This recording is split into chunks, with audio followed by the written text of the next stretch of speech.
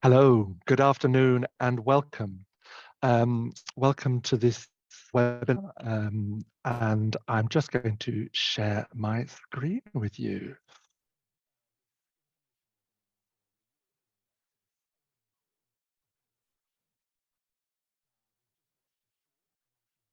Yeah, welcome. This information webinar for the Europe Beyond Access open call for co-production.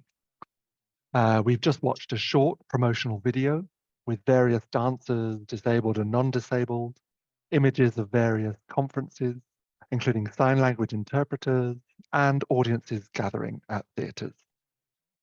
Before we start, can I introduce you to some of the access options we have today? We have an international sign interpreter, and you can find the interpretation in the meeting controls toolbar at the bottom of your screen, here indicated with the red arrow. Or on some smaller screens, you may need to click the More button, which is 3 dots icon, and then click Interpretation. We also have captions today, and either you can turn captions on in the toolbar below, or you can use the link that you see on your screen, and that link is currently in the chat. And my colleague will paste that link now in the chat. This is for AI translation of captions into a number of European languages. We will be having a short break after about 45 minutes. And I'd also like to encourage you, if myself or any of our speakers are speaking too fast, just drop us a note in the Q&A function and say, please slow down. We're really happy to do that. Any issues technically, please drop those in the chat function, and our technical manager will be there to help you. My name is Ben Evan. I'm the project director of Europe Beyond Access. I am a tall white man in my mid-40s. I have short brown hair, a ginger beard. I live with an invisible disability. Today I have a virtual background with the logo of Europe Beyond Access and the various logos of the Europe Beyond Access consortium partners, and I'll tell you about them in a minute. We also have the logo of the European Union, and we remain very grateful to them and the Creative Europe programme for their support of Europe Beyond Access. My role as project director is to oversee the collaboration between these 10 arts organizations across Europe, and in particular to lead a small team who develop and manage some of the coordinated activities of the project. And the open calls are one of those coordinated projects. A word about terminology. Terminology is very different in different countries, especially around disability. Even in English, some countries use the term disabled artists, as we do in the UK, and some are artists with disabilities. I and our different contributors will use terminology that we use in our own national context. So you may hear different terminology today. This is our agenda. To start with, I will describe some of the key principles of the open call for Europe Beyond Access co-production. I'll then really delighted to welcome 3 curators and artistic directors of our project partners who will describe a little bit about what they are hoping to find through the open call and what they're hoping to find in your application. That will be followed by a short break. And after that, we'll draw your attention to where you can find additional guidance, where to find that information, and we'll share with you a little bit about our application portal, so how to make an application. And finally, maybe what you're really waiting for is a chance for us to answer some of your questions. Regarding the questions, we've already received some at info@europebeyondaccess.com, but you can ask questions today. Firstly, you can use the Q&A function in this webinar, and just put in yellow arrow there. That's where your questions to us as the panel should go. If you need help, put that in the chat. But those of us who are speaking, we're not checking the chat button. So you'll talk to our technical manager, who is lovely, but may not know the answer to your question. So we recommend you you put your question in the Q&A function. Some of the questions we will answer directly in this webinar, and some of them you may ask us really difficult questions. And for those, we promise to find answers for you and to publish them on the Europe Beyond Access website, and we'll do that on the 29th of April. If you don't want to type your question into the chat, you're welcome to come on screen and speak or sign your question. In order to do that, you need to use the raise hand button, raise your digital hand, and at that point we can bring you onto screen for you to sign or speak your question. You can sign your question in International Sign or in British Sign Language, as our interpreter today can do both. This webinar is being recorded and we will be publishing the webinar. So just to let you know, if you come on camera, you're giving your permission to be recorded. So who are we? Europe Beyond Access is a partnership of 10 leading arts organizations across Europe. You may know some of us, you may not. Skånes Dance Theatre is the lead partner here in Sweden, where I speak to you from today. Holland Dance Festival in the Netherlands, Anassi Stegi in Athens in Greece, Oriente Occidente in Italy, Kampnagel in Hamburg in Germany, Coda, Oslo's International Dance Festival in Norway, Zamek Cultural Centre in Poznan in Poland, Project Art Centre in Dublin in Ireland, Mercat de la Flor in Barcelona, Spain, and Culturges in Lisbon, Portugal. What I would say is that we, as a consortium, are mainstream, non-disabled-led organizations. We think it's important you know that. All the partners have experience of and interest in presenting work by deaf and or disabled artists, but they're not disability-focused organizations. We're on a journey to improve how we make our organizations and our work more accessible, and how to make our staff more diverse. Part of this journey is also to find out about artists outside of our existing networks and geographies. And this open call is part of that work. You can see already that we have some dance organizations. We also have organizations such as Kampnagel and Anassi Stegi, who are multi-art form venues. But our common interest in this project is dance. As you'll hear, we have a very open idea of what that means. But please note, this open call is for works that center on dance and movement. The EBA co-productions are partnerships with 2 or 3 of these institutions, but an idea doesn't have to be chosen by all of them, just by those 2 or 3 who will go on to present the work. So I wanted to take this chance to explain some of the principles of the open call. So why an open call?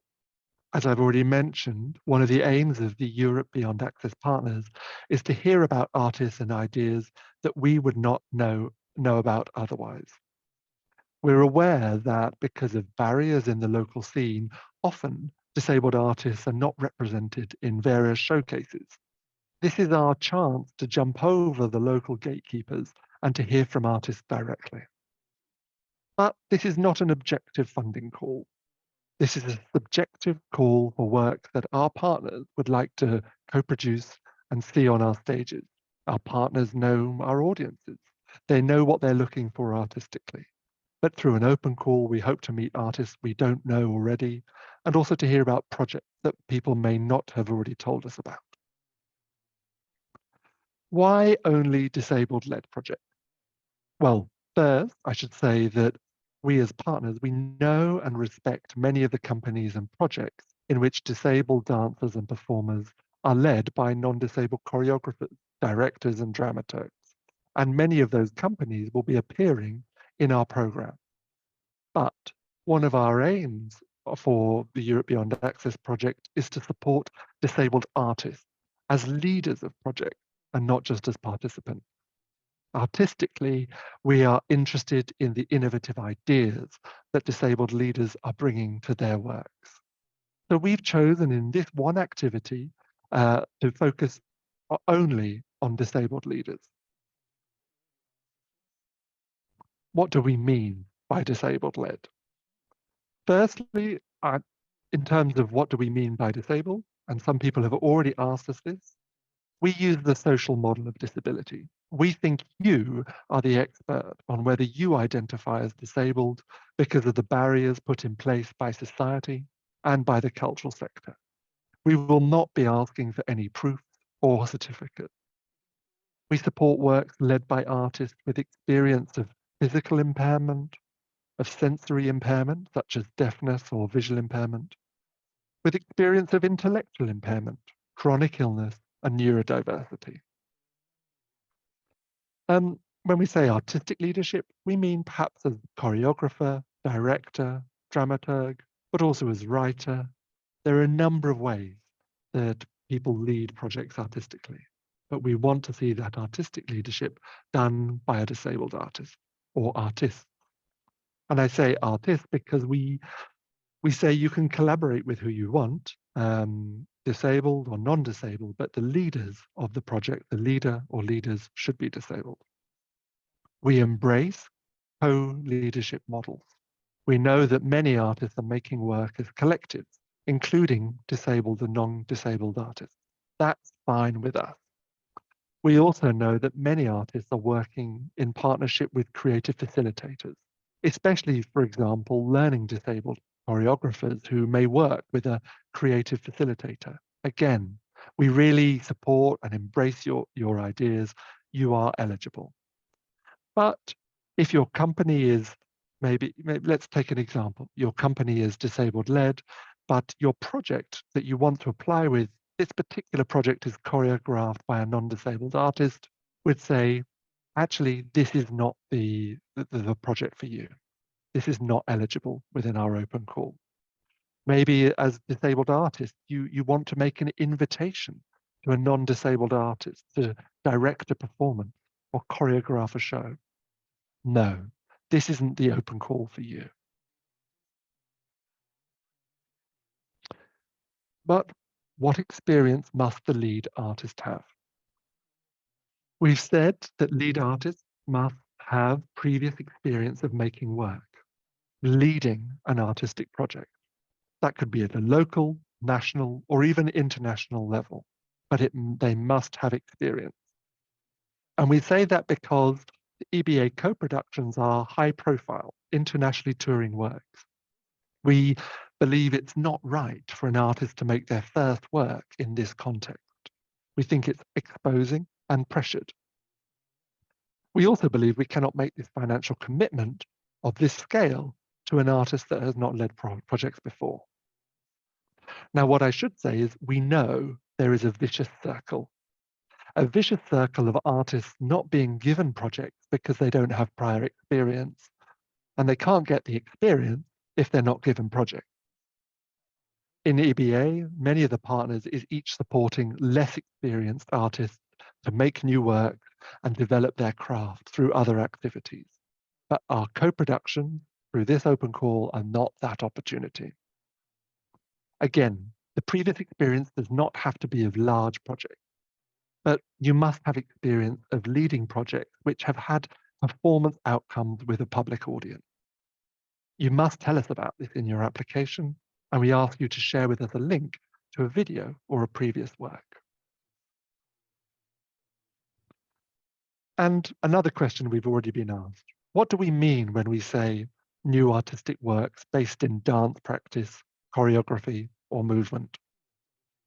Firstly, I'd like to ask you to remember that of our many partners, one is a dance company, One is a dance venue, and two are dedicated dance festivals. So dance is our common thread.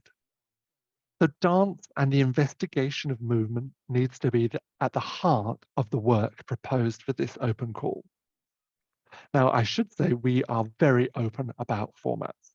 In fact, we're really interested, actively interested in work which sits on the boundaries of dance and theatre, for example, or the boundary of dance and live performance, dance and film, dance and music. But an example, a play in which characters dance at one point during a text-based play, that's not what we consider eligible for this open call. Maybe you have a visual arts project in which dancers feature as subjects. No, that's not eligible.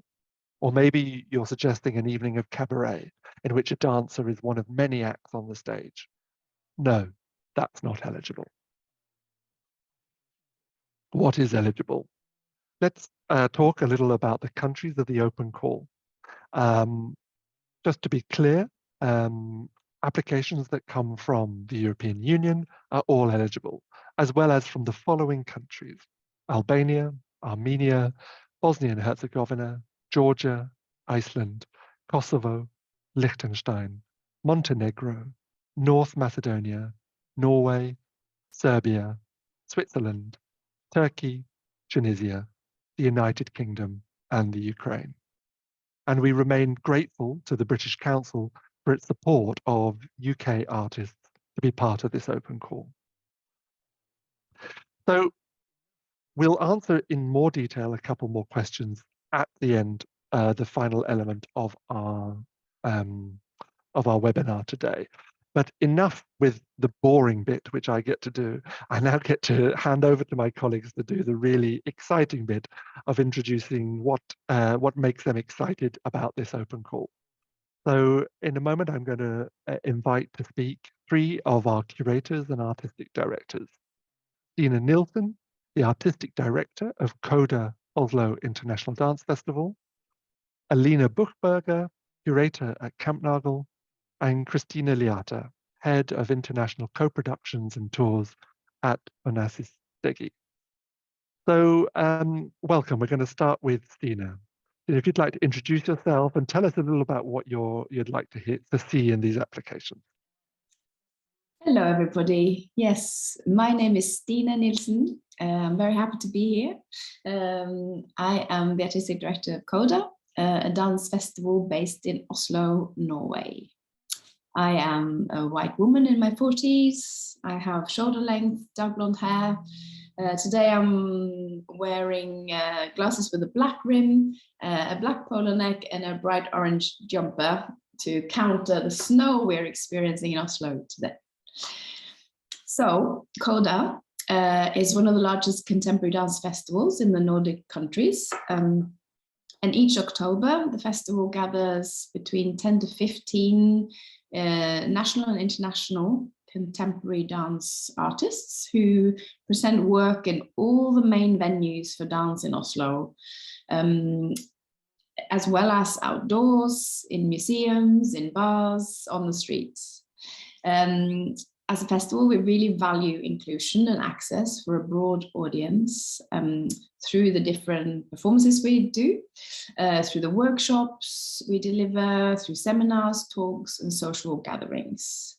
It's important for us that audiences and artists feel included and have access in terms of sign language interpretation and audio description for some of the performances, access to all our venues, and that people feel welcomed. Within Norway, the festival is seen as a national leader within the sort of arts and disability, as someone who has been programming works by disabled artists since 2009. We also have a strong link to Arts Council Norway, who is currently really putting an emphasis on the diversity and inclusion of disabled artists within Norway. As a festival, we are also a partner in another European project network called the Big Pulse Dance Alliance. And as we are partnering in both of these projects, it also allows us to be aware of and share with more festivals and curators across Europe what is happening within the European Access network. Our aim, our reason for being part of European Access and for being so excited about this open call is, of course, that we want to support more disabled artists to be creating work and being the project leaders of their work. Both we want to see this happening within the Norwegian dance sector, so we can develop new talent and support more people here in Norway, but of course also to have this exchange and have this international exchange and share knowledge, information and experiences across Europe. We also see that there are a few opportunities for training and development. So this is another really important aspect of being part of European Access. But I think ultimately to have the possibility to show work and present professionally is very much part of the bigger picture. And we hope, of course, that within the next few years, this will be really commonplace in Norway and not just something that we are the main festival doing in Oslo at the moment. As Ben mentioned, one of the reasons for this open call is that we are all interested in meeting and hearing about more ideas and artists making work. And so what are we looking for then? As a festival, I just mentioned we work with lots of different venues, and therefore we have presentation possibilities in smaller venues with say just 50 to 70 seats. We have presentation in the large scale venues with up to like 600-700 audiences and a very big stage. We have possibilities to be involved with the big national museums as well as the bars. So really in terms of formats and ideas for the open call, us as a festival, as well as many of the other partners, are interested in hearing ideas that could work in different ways. So what I mean is, if you have an idea that would fit a small space, please feel free to share that. If you have an idea that fits in a medium stage or in a large stage, please feel free to share that. We're open to all of these different ones, including outdoors, including things that could work in a gallery or in a museum. And I think what's important for us to hear from you as artists is how does it work and how does the venue or the format support your idea best? What is the best way to get your idea across to an audience and to be experienced by audiences and artists around you? That brings me also to talk about another thing that we're really looking for, of course, is your idea. You have ideas that we don't have yet and we don't know of. And in the application, what's important for us is that you try to explain and give us examples and enough context around your idea for us to understand what your idea is. We're of course aware that you haven't necessarily made the work yet, and therefore so your ideas can change, but there has to be a very clear intention in your application and a very clear description of your idea so we can get a sense of what you are planning to create. I forgot to mention when I talked about formats that of course we are also after ideas that can work for different audiences, as in could work for children, could work for young people, could work for adult audiences. Seeing that we have so many different partners, there will be different needs and there will be different interests, and therefore you should feel free to apply with the idea that you feel passionate about. Lastly, I wanted to mention something about the timeline, because you know that the first round of application deadline is now on the 19th of May. And then we will look at the applications and we will actually encourage a second round where you will have time to develop the idea and come with a more rounded and fuller application in terms of budgets and practical and production details around this. And then there will be a second round of application, which will be the 18th of September. And then in October 24, so this year in October, that's when we will be doing the final selection of the co-production projects that we choose.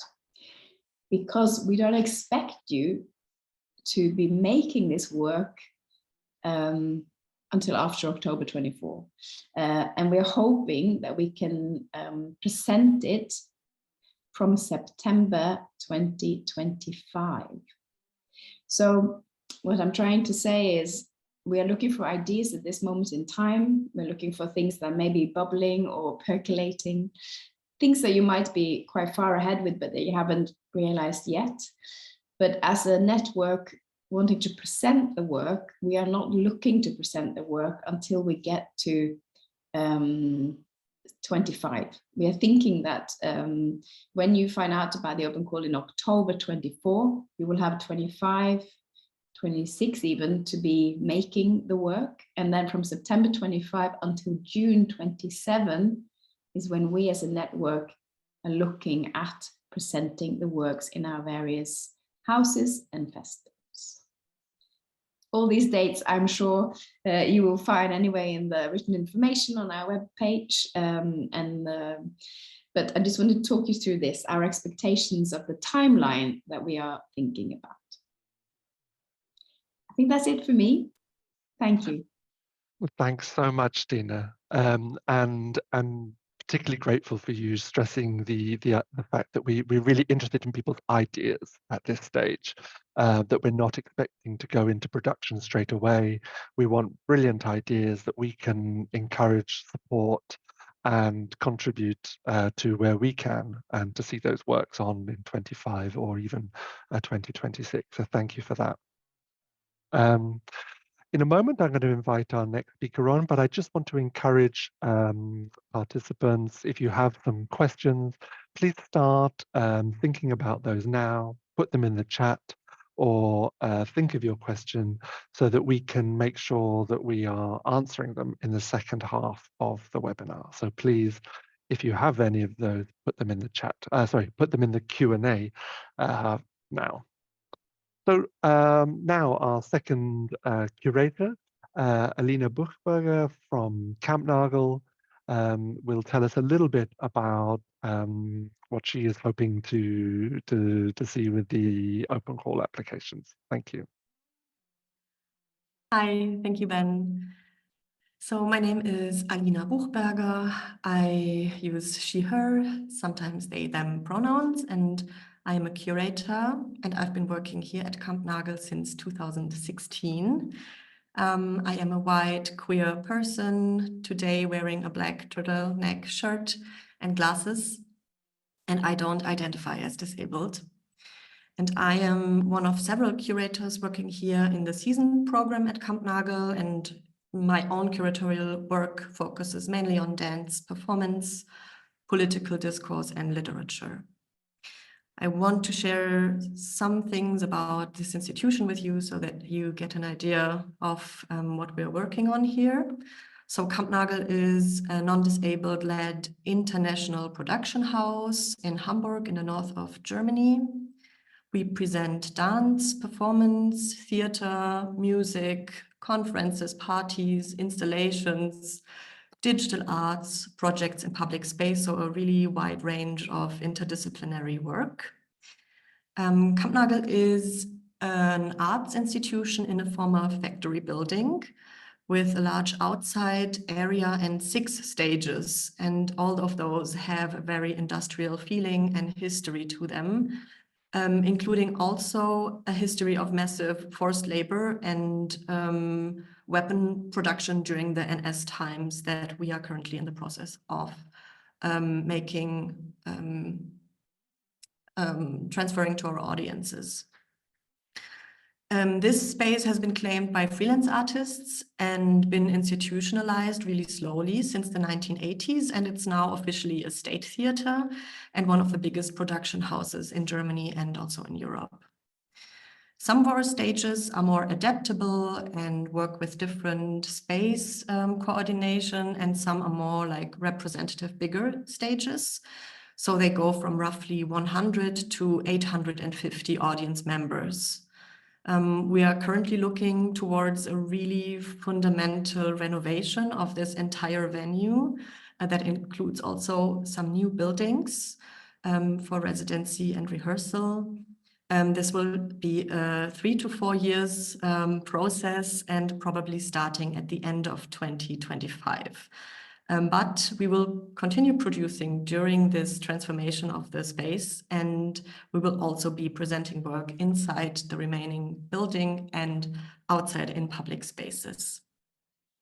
So we're also very excited about applications that think about Hamburg public space or site-specific works or local adaptations. We are very, very happy to be part of Europe Beyond Access. We also have been part of this first cycle of the program. And apart from that, we are also currently in a 3-year collaboration in a national funding program with Dandor Creative Projects to learn from each other in the fields of accessibility, artistic production, and curation. And we just did a 2-week festival together on queer and disabled dance and choreography practice, where we also made some really good experience with 2 open calls. So I'm excited to be back to open calls also in EBA. That festival was actually the first time that we really hosted a festival with a focus on disabled artists, which allowed us to bring more attention around these positions to our audience, but mainly also create a different experience, especially for disabled audiences and artists who are working here. But usually we rather program disabled artists and deaf artists simply within our season program, depending on the topics that they are working on. And this goes from local groups to national guest shows and co-productions, and of course also internationally touring artists from a really big range of different geographies. So yes, we've been working really intensely for many years now to make our own work and also our artists' work environment more accessible, as well as the program for audiences, for example, through artistic audio description, artistic use of sign language, early boarding, relaxed performances, etc. And we are always doing so in paid consultation and collaboration with disabled and or deaf artists, activists, and audiences, and learning from them. So concerning this open call, I think I can say for all of the partners in EBA that we are really excited about it, because we really want to get to know artistic work that we're not familiar with or aware of, or hear from artists that we're already working with, what new ideas they have. And in that, we think that it is also especially important to highlight intersectional disabled experiences and aesthetics. So, for example, BIPOC, queer, working class, trans, Jewish, disabled perspectives, and so on, because we think that it is important not to reproduce the mechanisms of who has an opportunity to come through and who doesn't, also within the disabled arts sector. So we are trying and also encouraging you, if you're part of these intersectional disabled experiences, to represent the realistic plurality of disability and of disability arts and identities. And we're also, for example, aware of the different privileges that geographies have or don't have. So this open call is also a way of finding artists outside of certain geographies or parts of Europe. And even if I'm speaking here about personal experiences and identities, I just want to be clear that, of course, in this open call, you do not have to make your work about these experiences or about disability. It could be about any other of your own experiences, political topics, aesthetical experimentation. We are not interested in your concepts just for your connection or relationship to disability. We're interested in all of your ideas, whether they are very abstract or very much about your experiences. And so we're really welcoming all shapes and ideas in these concepts. Yes, so I'm really, really excited to read all of your new ideas and concepts. I'm looking forward to collaborating through the open call, but also obviously through all other activities that will follow in the next years in EBA. And yeah, thanks for your time in this webinar with us. Thanks so much to you, Alina. Really clear. Hopefully everyone else will have found it as useful as I did. Thank you. So our third contributor is Christina Liata from Onassis Stegi in Athens in Greece, who is just joining us now. Christina. Hi, over to you. Hello, everyone. Thank you for attending this webinar.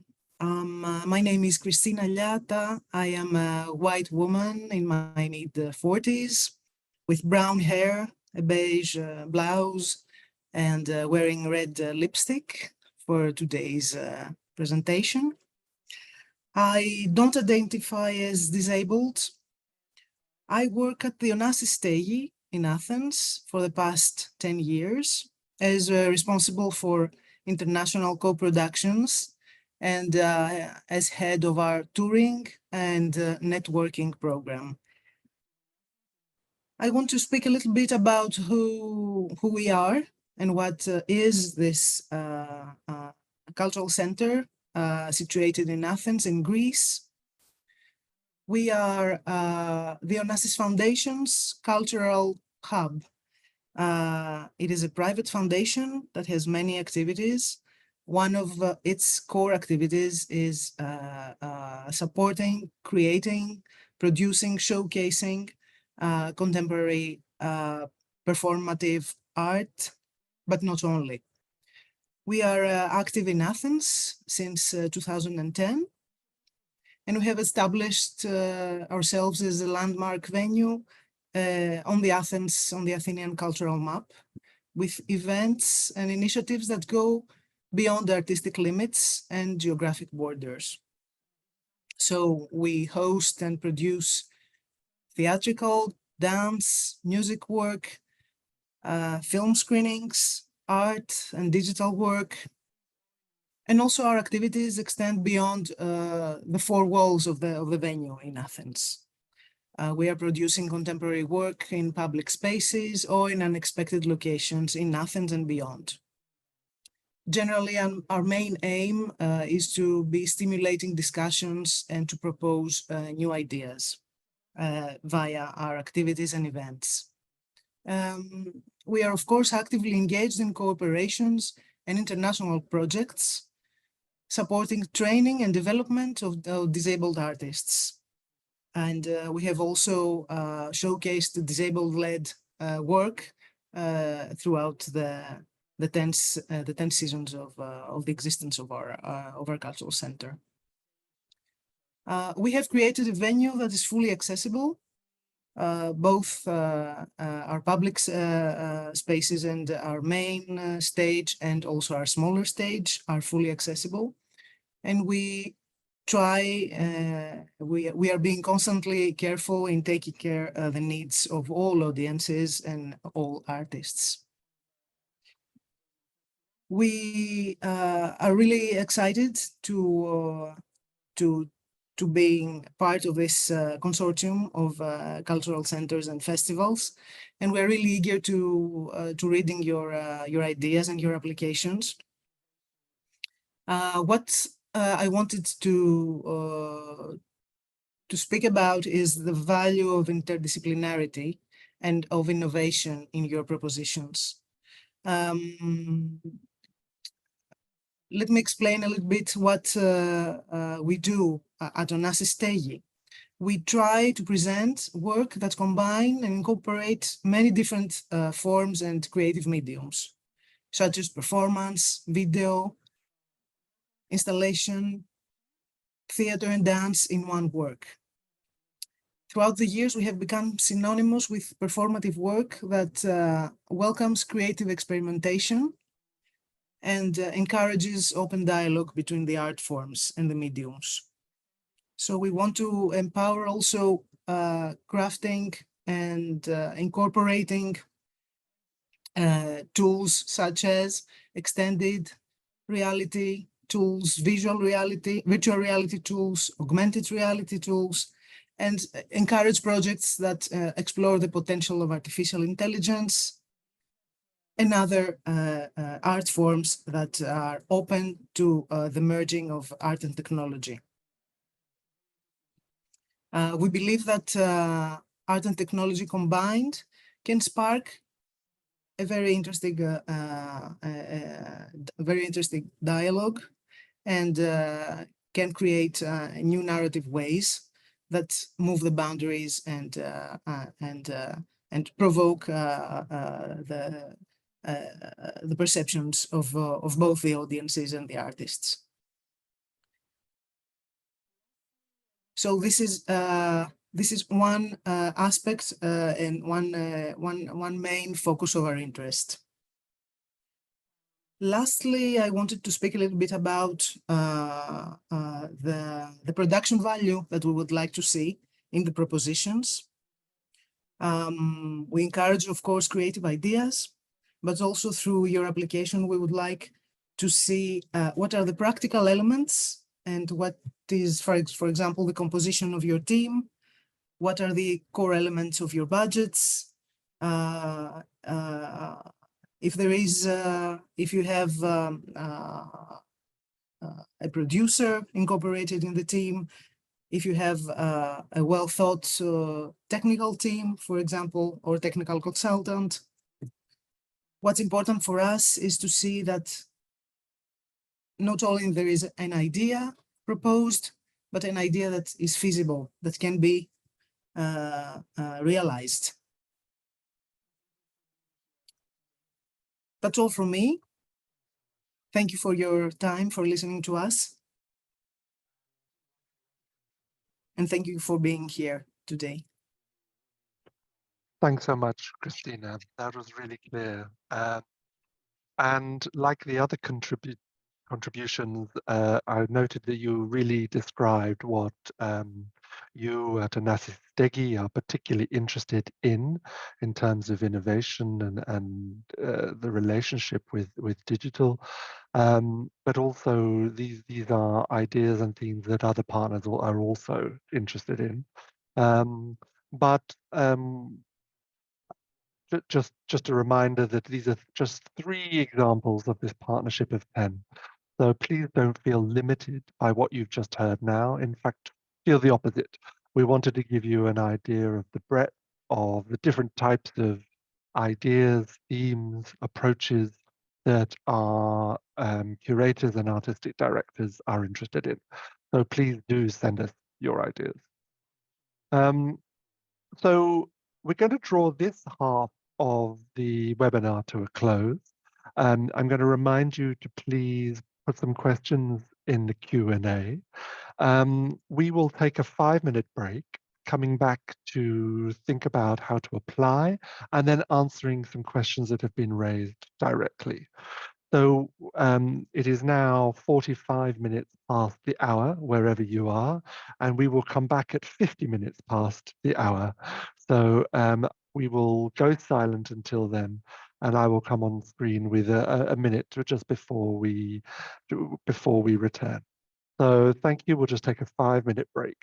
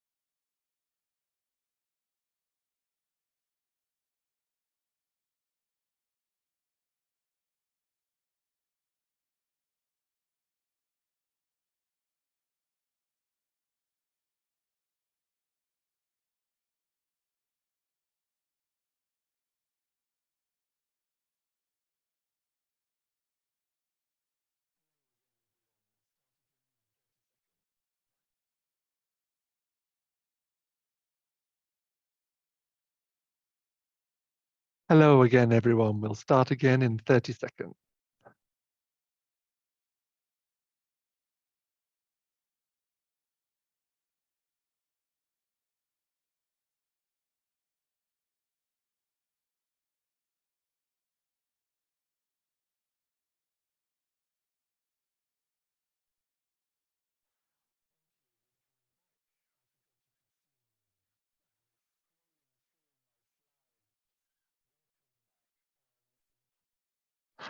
Thank you. We're coming back. I forgot you could see me scrolling through my slides. Welcome back. So now just a short summary of where you can find more information, an introduction to the application software, and then we'll answer your questions. So just to be clear, we have two documents that you should have hopefully have already found. These are the open call, the main open call document, and the application guide. And we strongly recommend you read both before you make your application. The application guide includes frequently asked questions and some more answers to things around leadership, around what is eligible. So we encourage you to look there. On my screen, I've shared just a screenshot from the webpage in English, and you can see at the bottom there, there is an open call, link to the open call, and a link to the co-production application guide. On the Europe Beyond Access website, you can find these pages in a number of European languages, but also you can find these on the web pages of your local partner. So for example, Mercat de la Flor will have pages in both Spanish and Catalan. But on the Europe Beyond Access website, europebeyondaccess.com, you will be able to find all of these from 14 languages. And also the all-important link to the application form. Again, you can see that at the bottom of the page here. We will publish some additional answers to the questions that have coming in, and we'll publish them in the 14 languages of the open call on the 29th of April. These will be available on the Europe Beyond Access website. So please look there. The reason there's a delay is because we will be translating these and making sure we get them right before publishing. I'll remind you in a little while of all of the key dates, but the one to remember for the moment is the 19th of May. So after the 29th of April, when we publish those answers, you still have 6 weeks or nearly 7 weeks to make your application. So let's talk now about the application. And we're going to watch a short video made by my colleague, Lorena Martinez-Mier, who is the Europe Beyond Access Consortium Project Manager. And this is going to introduce you to our application platform. And that's hosted by Accessible Surveys, a software we've chosen specifically because it allows you to make applications written, spoken, and via sign language video. So we will hand over and watch that video now. My name is Lorena Martinez-Mier, and I am the Europe Beyond Access Consortium Project Manager.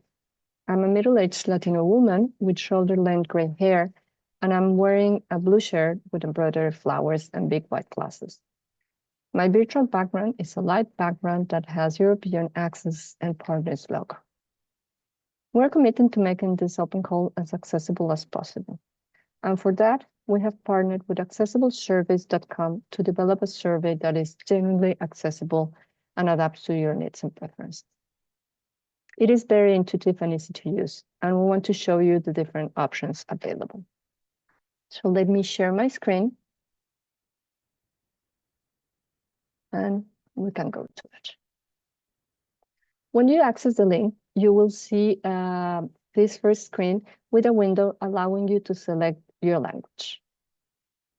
There are listed different written languages available: English, Catalan, Dutch, etc. And for sign languages, we have International Sign Language and all the local sign languages of the written ones. The sign languages are linked to the written ones, and in order to activate them, you have to select the corresponding one.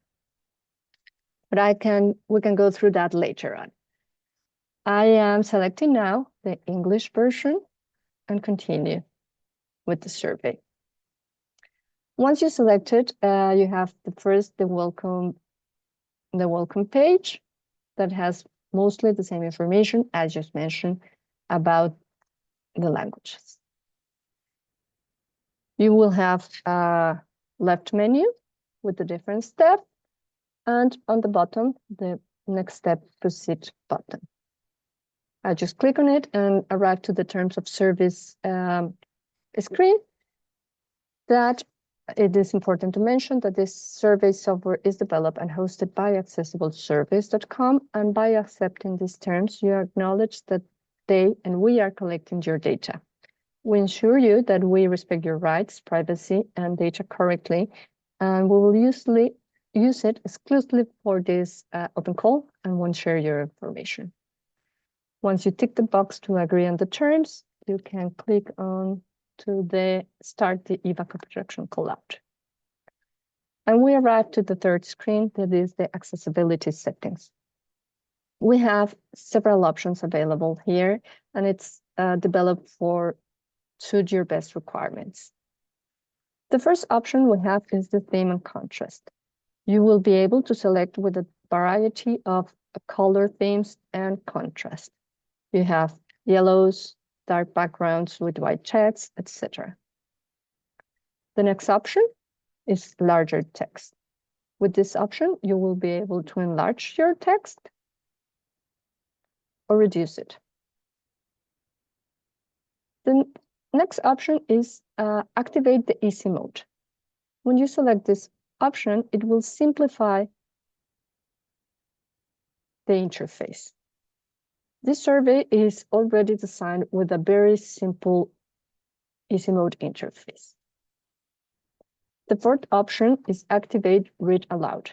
This will allow the application to read the questions, and by selecting, you can decide also in the voice speed. It can go faster, or it can go slower. Next option is to select the sign language. If you select this option, you will see the sign video for each one of the questions.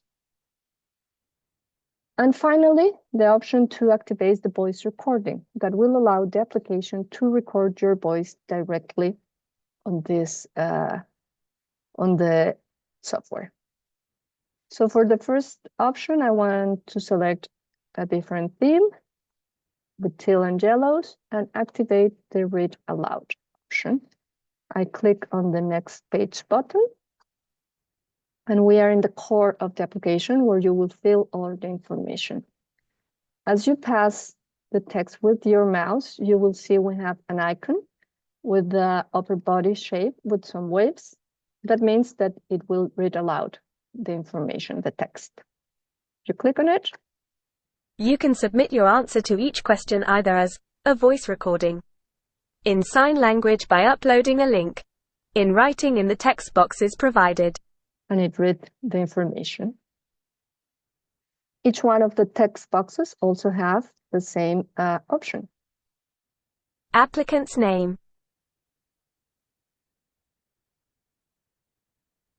Applicant's email. Yep, it reads all of them. So if you want to modify, or also I would like to show you the other accessibility settings, we have on the top right of the screen 4 different icons. The first icon is an upper body with a circle. This is the login icon, the account icon. In this survey, it's not necessary to register on the software, so it can be like mine, that will be an anonymous user. The next icon is a moon, and it activates the dark mode. This means it will change to dark background and white text. In that moment, the icon will change to a sun, so you will be able to activate again the light mode and return to the white background and the black text. Then we have the accessibility settings. This is a body icon. When you click on it, it displays a window that basically reflects the same settings we just saw in the previous screen. So I want to try the sign language, as I mentioned, and we can change the theme to the default theme. Once you select your options, you go OK. And as you can see, we have the new colors theme, and also we have the video sign language of the first question. You can click on the play, and the sign language video will start playing. On the different text boxes, you will be able to answer the questions. Like in this case, in Q1, you can start typing.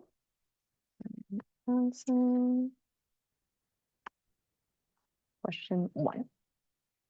But we also have other options to answer the questions. If you keep scrolling, you will see there is a link to include the link to your sign language video. We recommend you to upload the video to YouTube, to Vimeo, a Google Drive, and paste the link to it. That includes the correct access, so we are able to see it. The other option you have also is upload your audio files.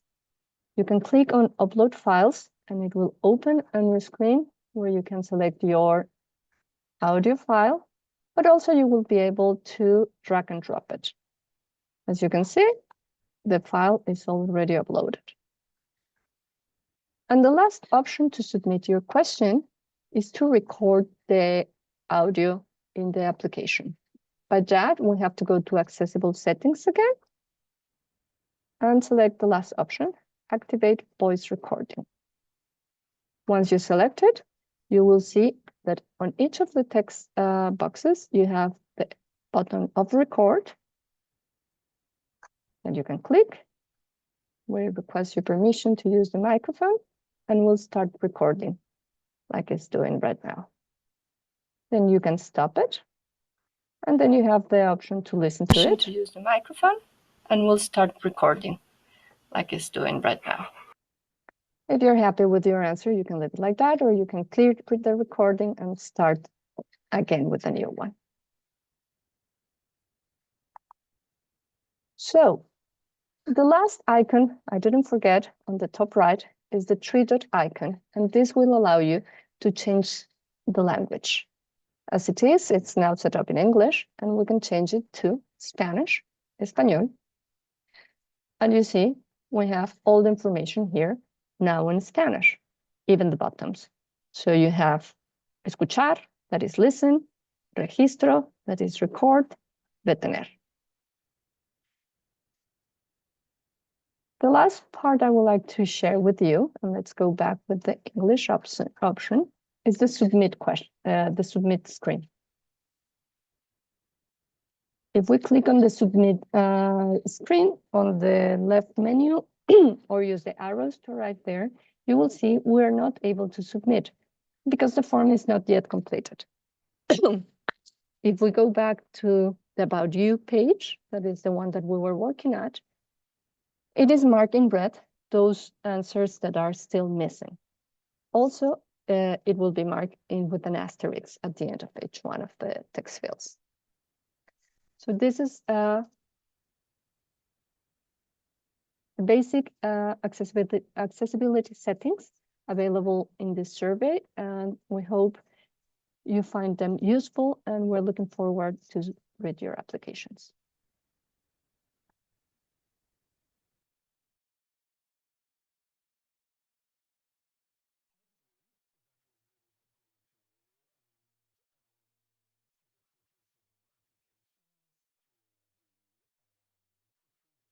Hopefully that was really helpful to you all, and we look forward to receiving your applications through the through the survey, accessible surveys.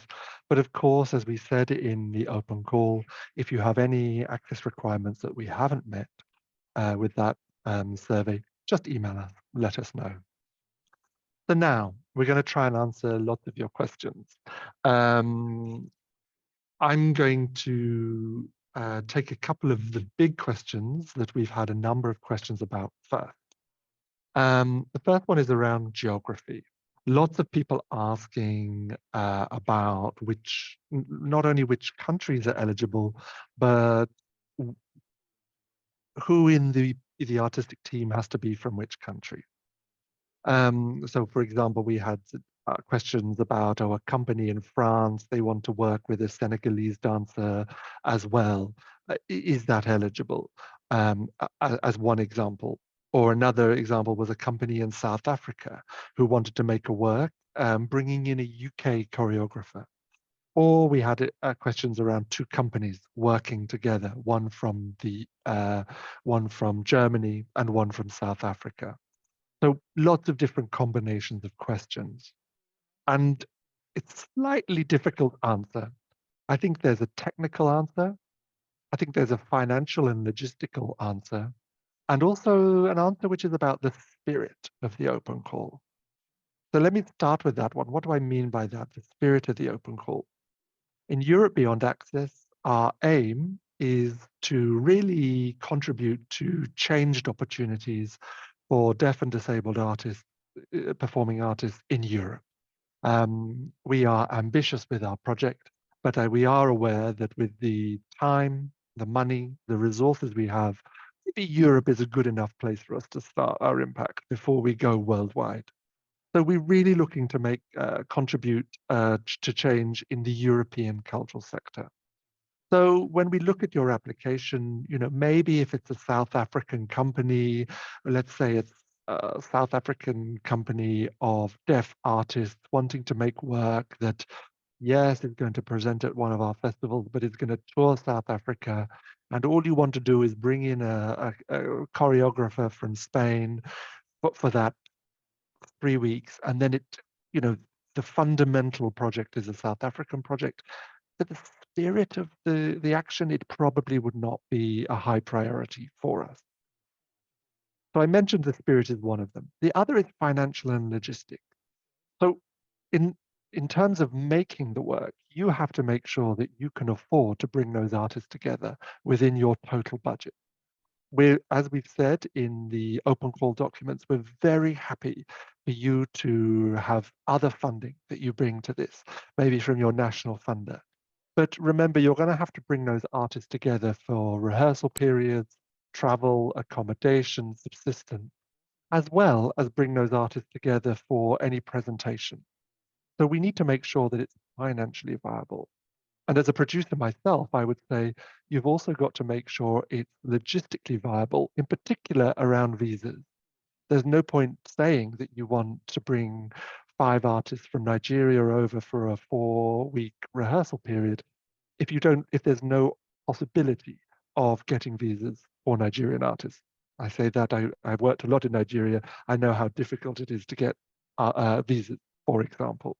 So it's got to be really practical, and we need to see that in the application.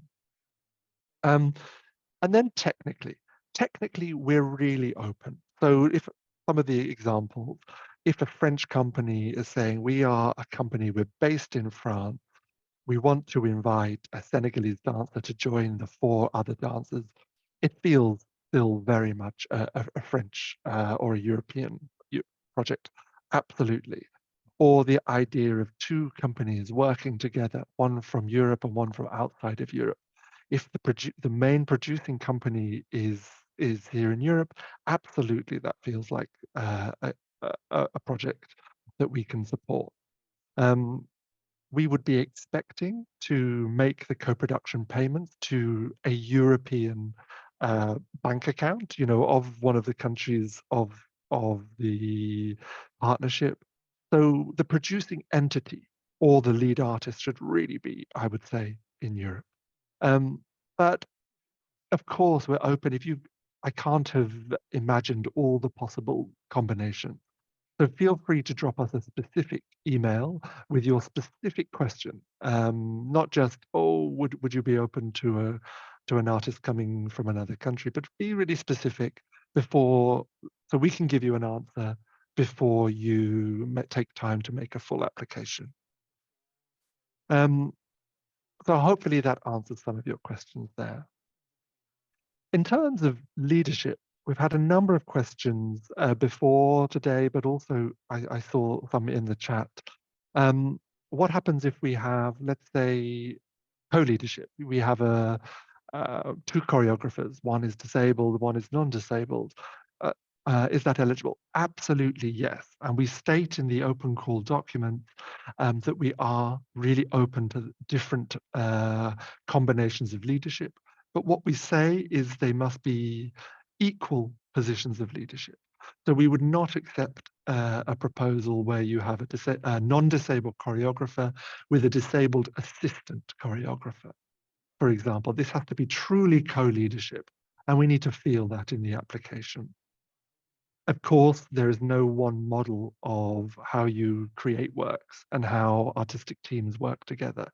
But I would also say, I hope people can understand why we've made the decision to focus on disabled leadership. And there are still opportunities to work with us and many other institutions. If that isn't the case for your project, we encourage you not to try too hard to try and bend your project to try and meet our criteria. We really do want to focus on disabled leadership. And then some questions around the art form again. So I'm going to look briefly in the chat so I can get the questions particularly. There was a question here asking about, I am a multidisciplinary artist using spoken word, text and movement. Could I still apply, or is it strictly dance? I think you have to decide, maybe think about in the country from whatever sector you're from, would your would you be presenting your work in a dance venue, or would you be presenting it in a theatre venue, for example? Of course, multidisciplinary, dance works that use text and spoken word are presented in dance festivals around the world. That feels absolutely eligible. But if you're saying, oh, this is a theatre piece in which there's a small element of dance, probably not. So again, we're happy to receive an email if you want to be much more specific in your question before you take the time, but hopefully this can help you.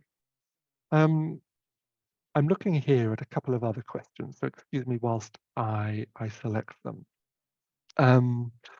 Yes, another question similar to that I've just answered. Is it possible to apply if only part of the project is related to dance and movement? I would say not really. I think it really has to be the main part of your work. There's a question here about film and a film project and saying that the outcome will be a film. Is it eligible for support? Again, I think you need to think about what the role of dance is within that film. If it's a film on a subject matter which includes a character going or performing a small element of dance, maybe not. But if it's a dance film, if it's a film made to capture a dance performance, then absolutely you could see that in dance festivals within our program. So hopefully you start to get this idea that if dance and movement is at the center of the project and not a side or peripheral part of the project, then that feels eligible.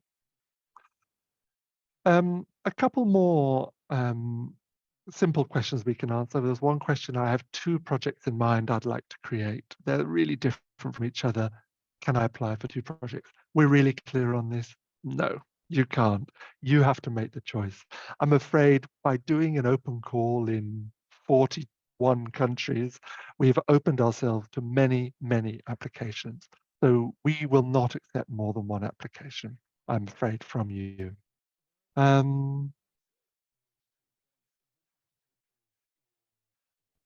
And then another logistical question. Where does the creative process need to take place? Does it have to take place in the partner's venue, or can it be taken in the artist's location? So the answer is probably the creative process will take place in the artist location. We've got to remember we're not asking you to propose works that we will commission, that we will produce. We're asking you for your ideas that you will produce, a production entity that you're in charge of will produce. We will to use this capitalistic terms, but we will invest certain money in there, and we will want to see those performances in our venues. Of course, that comes with support and interaction and a healthy artistic process. But it's absolutely not expected that you would be doing the work in one of our partner venues, and financially, in many cases, that won't make sense. We're likely to have many applications outside of the partner countries and outside of the partner cities, and it doesn't make sense to travel and pay travel and accommodation for your whole company when you're just creating the work. Another question we had was to say, in this first round of applications, is it very important to know the composition of your technical and your production team, or is that something to be taken care of during the second round of the application? So I think, as Stina spoke about, the most important thing at this stage is your idea. I think it's also, you'll see in the application questions, we've asked you to tell us if you already have an idea of who will work in different roles, and if not, how you will find them.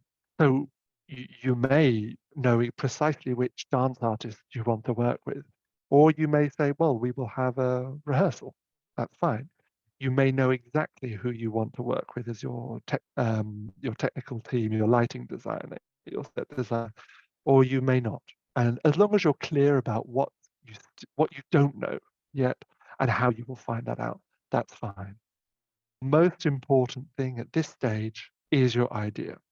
However, for those shortlisted applicants who are selected, and we'll select by the 28th of June, we will then ask the shortlisted applicants to start doing some work so that we know a bit more about who their production team is, and also to help them really fine-tune the budget. There was a really good question that says, when you say co-production, do you mean between EBA and the artist, or the EBA alongside other funders and partners? When we talk about co-production, we are talking about co-productions between EBA and the artist. But we are really clear that we welcome applications in which our funding, or the money that we bring, is only part of the overall budget. And of course, either you will, well, of course, in that case, you will need to look at a strategy for getting the additional money. We have what we consider a good long lead-in time. And it is perfectly feasible that you can apply to your national funder, for example, to add money to the total production budget. Again, we will ask you about it in the application. How much do you think your total budget is? How much are you looking for from Europe Beyond Access? How much are you looking for from other funders? And then some questions saying, well, do you have a track record with those funders? Because if not, maybe it's not feasible that you would get funding. So when we talk about co-production, we mean EBA being co-producers of your work, but you may have additional co-producers as well. I'm sorry for jumping around here, but I'm just going through the questions as I see them. How many of your partners are interested in work for younger audiences? from my knowledge, I think we've got a good 8 of the 10 who I know definitely present work dedicated for younger audiences. I think that's a question we can commit to answering in more detail in the written response. I'll maybe need to check in about that. But it's one of the conversations we've already had between the EBA partners is a desire to see work by deaf and disabled artists for younger audiences. So it's definitely not just 1 or 2 partners who are interested in that. So hopefully this encourages you to apply with your project for younger audiences. As a question here, if you're based in the UK, but you're from a different country in Europe, is it advised to apply from that country? No. There is equal eligibility, including the United Kingdom, thanks to the British Council. So please feel free to apply and not pretend that you're from somewhere else. You're welcome to apply as a United Kingdom entity or based artist. That is fine.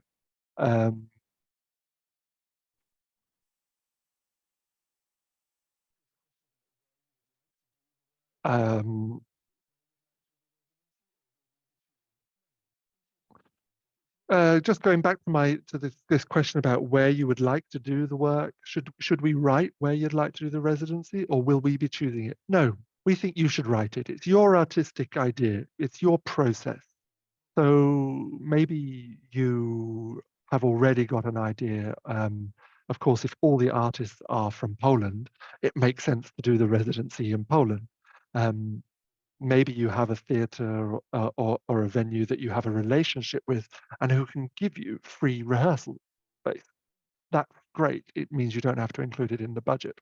Maybe you don't. Then you do have to include it in the budget. But this is down to you. If you don't think that there's any, this is an interesting example. If you think that none of the cultural venues in your city are accessible for the artists you want to work with, then you need to consider that. You need to allocate some money in the budget for the travel and accommodation of the artists and tell us that. My project is more expensive because no one in city X has the venue that has flat access with the right facilities for an artist. And I say that because I know that there are some cities in Europe where this is the case. So as long as you are aware of of where you want the residency to be and are aware of any cost implications, and those are reflected in the budget, you decide. Can the project in dance include teenagers, including a mixed dance group with disabled and non-disabled artists and teenagers? Yes, absolutely. I think what we would want to see, certainly in the second stage, is a rigorous approach to all the things you would need to think about with working with children and young people. In terms of child protection, in terms of accompanying persons, especially with international travel, thinking about who is accompanying in that, the role of, I can't think of the name now, but the role that someone takes to make sure that everyone is well looked after, and all of those additional risks. But absolutely, it is that is eligible. Can I apply for a solo project? Absolutely, you can. I suppose my question would be, what do we mean by a solo project? A solo project, it might be one person on stage, but might include a touring company of 10. So do have a think about that, but it's absolutely fine to see a solo work on stage. Last few questions, I'm answering them as I can. Can you apply if you want to rework a former project you did in a non-EU country? I'm pausing because I think this is one I might need to check with other colleagues. My gut says no. My gut says we've asked for new works, new ideas, and that the premieres of those works will be brand new works. But I think we can maybe clarify that in our written answers. So I can commit to clarifying that. A question here, does sign language performance count as movement to you? Thank you. I think it's a good question. I would say sign language and performance by deaf artists often has explored the boundaries of language as a form of communication and sign language as a visual medium. And obviously we have something like visual vernacular developed by deaf artists. So I think you need to think, is this dance practice? I think you need to decide whether you are using sign language as a means of communication within a play, for example, or a one-person theatre production, or whether it genuinely is movement work. And I find it hard to answer this because firstly, I'm not a deaf artist, and also I don't know your work specifically. And I know artists who enjoy being on these boundaries. But if you believe your work in sign language is a movement piece, then apply. But I would, again, just remind you that the work needs to be chosen by partners, including dance festivals, who themselves need to be convinced. So if you have two projects and one feels more like a movement project, maybe that it develops sign language into movement vocabulary, into visual vernacular or dance, then maybe that would be a better choice than a work which is more sign language as a language, as a means of communication. I'm sure, I know I haven't answered all of these questions, but we've answered many of them. It's clear that there are some outstanding questions of geography. I think if you have a very specific case in mind, we want to work with one artist from Senegal, one artist from France, we want to half rehearse in Senegal, maybe send us an email, particularly with that, and we can answer before you make your application. Leadership, I hope we've answered leadership clearly. You know, this is around disabled leadership or co-leadership, where the disabled leader has an equal position of leadership. And around art form. Hopefully you can understand that fundamentally Europe Beyond Access has dance at the heart of it. And although you may have projects where you think there's some movement, if it really isn't movement at the center, unfortunately, it isn't eligible for this one opportunity. Finally, I just want to refer you again to the fact that on the 19th of May is the deadline for this first round of applications. By the 28th of June, we will reply to everyone, but those who are shortlisted will be taken forward into the second stage, where we will pay a stipend and support you through a series of conversations to develop your program and ask you to make a second application on the 18th of September. Hopefully that's all clear. Other questions, we will be publishing them on the 29th of April on europebeyondaccess.com. Thank you so much. I'm sorry if there are questions that you haven't answered, that I haven't answered, but I hope this has been useful. Thanks to my colleague from the Europe Beyond Access partners and to our captioning and sign colleagues today. Good luck, and we look forward to reading your application. Bye-bye.